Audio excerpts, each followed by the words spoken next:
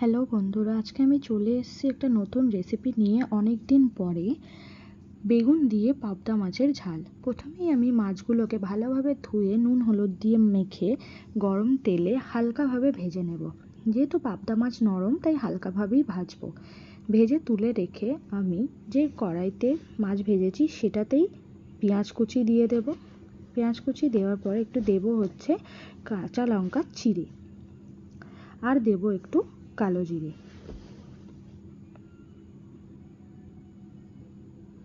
দিয়ে আমি ভালোভাবে এটাকে নাড়াচাড়া করব। কিছুক্ষণ নাড়াচাড়া করার পর আমি দিয়ে দেব আদা আর রসুন বাটা আর একটু টমেটো কুচি। দিয়ে এটাকে ভালোভাবে মশলাটাকে কষিয়ে নেব। মশলা কষানো হয়ে যাওয়ার পর আমি এর মধ্যে দিয়ে দেব বেগুন আর আলু কেটে রাখা।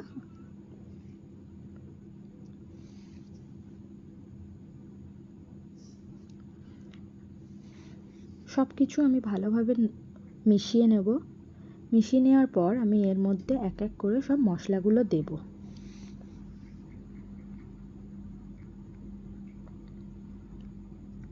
প্রথমেই দেব একটু নুন, হলুদ গুঁড়ো, অল্প একটু সামান্য মতন আমি দেব হচ্ছে গরম মশলার গুঁড়ো, একদম সামান্য।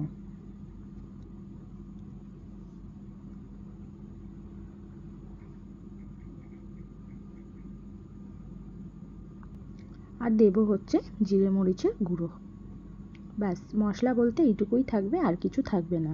ভালোভাবে মশলাটাকে আমি কষিয়ে নেব।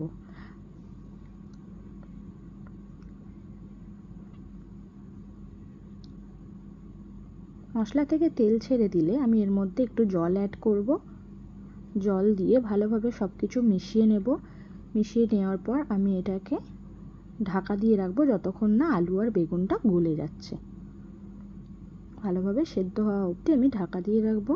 তারপর আমি একটু ধনেপাতা অ্যাড করব, করে আমি মাছগুলো সব দিয়ে দেবো এর মধ্যে। ব্যাস, তার 2-3 মিনিট লো ফ্লেমে রাখলেই মাছের ঝাল রেডি। খেতে কিন্তু খুব টেস্টি হয়েছিল বন্ধুরা।